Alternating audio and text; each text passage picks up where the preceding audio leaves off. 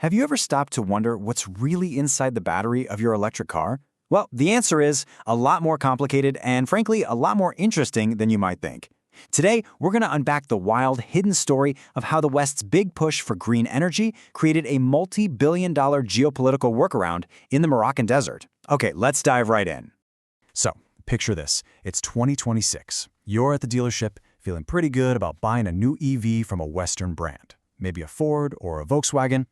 You've heard all the talk about de-risking from China, so you figure your car is supporting a, friendly supply chain.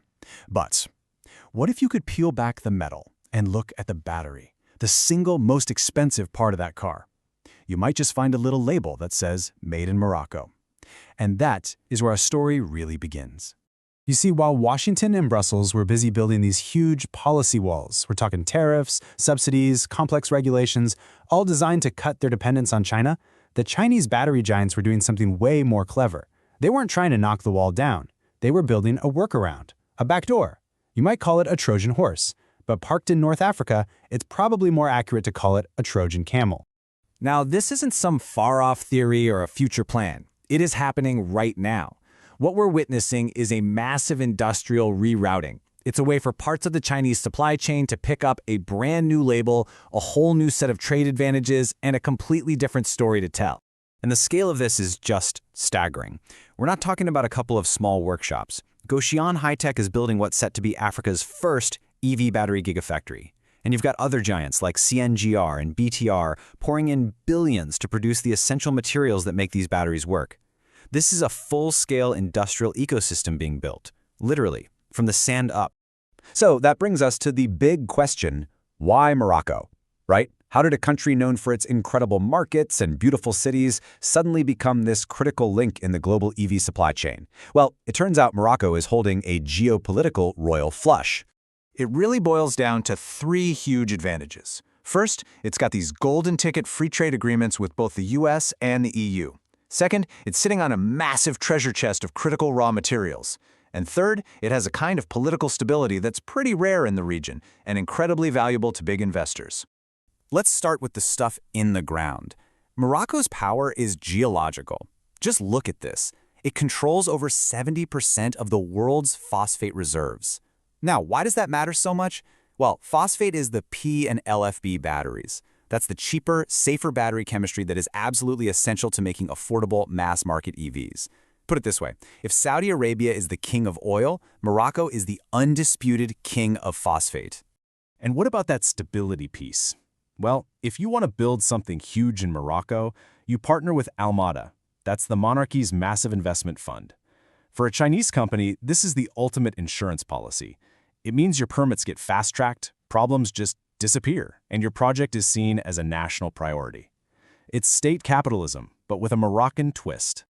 Okay, so you found the perfect location, but how exactly does this whole setup get around the specific rules the West put in place to stop this exact thing from happening? This is where the real legal genius comes into play. See, the biggest roadblock is a rule buried in the U.S. Inflation Reduction Act, or IRA. It created this category called a Foreign Entity of Concern, or FEOC for short. The goal was simple. Make sure American tax credits for EVs don't end up subsidizing batteries made by Chinese state-linked companies. So how do you get around it? You get creative with something that insiders have dubbed the 24.9% solution. Here's how it works. A Chinese company forms a joint venture in Morocco, but, and this is the key part, it keeps its ownership stake just under the 25% threshold that triggers that FEOC rule. So, on paper, the company is officially Moroccan, but in reality, the critical technology, the know-how, the capital, it often traces right back to China. And here is the absolute masterstroke. Morocco doesn't just solve the American problem, it solves the European one too. You see, the US is obsessed with who owns the factory, but the EU, with its new carbon tax, is obsessed with how dirty the factory is. A lot of China's power grid runs on coal, so their batteries can look dirty to Brussels. But Morocco, it's a renewable energy powerhouse. So a battery made in Morocco using Chinese tech but powered by Moroccan sun and wind suddenly looks clean and compliant. It's a brilliant two-for-one deal. But this entire strategy, this incredibly audacious multi-billion-dollar bet, is actually built on some surprisingly shaky ground. There are some huge risks lurking just beneath the surface that could bring the whole thing crashing down. The first and maybe the most urgent risk is water. Morocco is going through one of the worst droughts in its modern history. We're talking about key reservoirs dropping to just 25% capacity. This isn't just a problem, it's a full-blown national crisis. And here's the fundamental conflict. Clean tech is incredibly thirsty.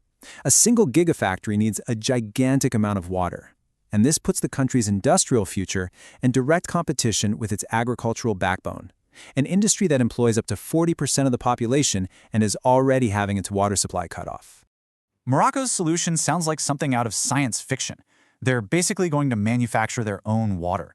The plan is to build these enormous desalination plants on the coast, power them with dedicated wind and solar farms, and then pump all that fresh water inland to the factories.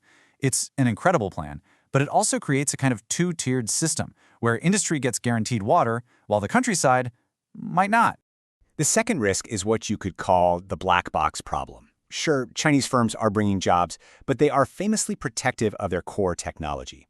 So while you might hire Moroccans to run the factory, the really key knowledge, the chemical formulas, the process secrets, that often stays locked up with Chinese engineers. The fear is that Morocco just becomes a permanent subcontractor, never a true technology partner. And finally, there's the biggest risk of all, and it hangs over this whole project like a sword of Damocles. What if Washington just changes its mind? The entire justification for this billion-dollar workaround rests on how the U.S. interprets its own trade law right now. If a new administration decides to tighten the rules, these Moroccan factories could become toxic to the U.S. market overnight, stranding all that investment. So why should you care about all this geopolitical chess? Well, to put it bluntly, this complex global shuffle is pretty much the only reason you might be able to afford an electric car anytime soon. For years now, the EV market has been kinda stuck in a luxury price trap. The magic number, the price point that could finally unlock the mass market, is right around $25,000. And you simply cannot build a car for that price without access to those cheap, reliable LFP batteries, the very same ones that Chinese firms have perfected. The West is just years behind on this specific technology. So for you, the consumer, the stakes are crystal clear.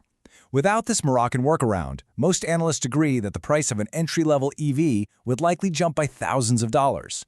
That $25,000 car suddenly becomes a $30,000 plus car, pushing it right back out of reach for millions of families.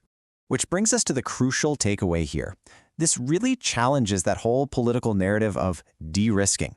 Let's be real, we haven't actually removed the West's dependence on Chinese technology at all. We've just rerouted it. The capital, the intellectual property, the core knowledge, it all still traces back to the same place. We haven't de-risked, we've just lengthened the supply chain. And all of this leaves us with one final, massive question. Is this Trojan Camel a brilliant pragmatic compromise that finally makes the green energy transition affordable for everyone? Or is it a strategic disaster in disguise, one that trades short-term cost savings for even greater long-term dependency? The answer to that question is going to shape the future of our roads and maybe our world.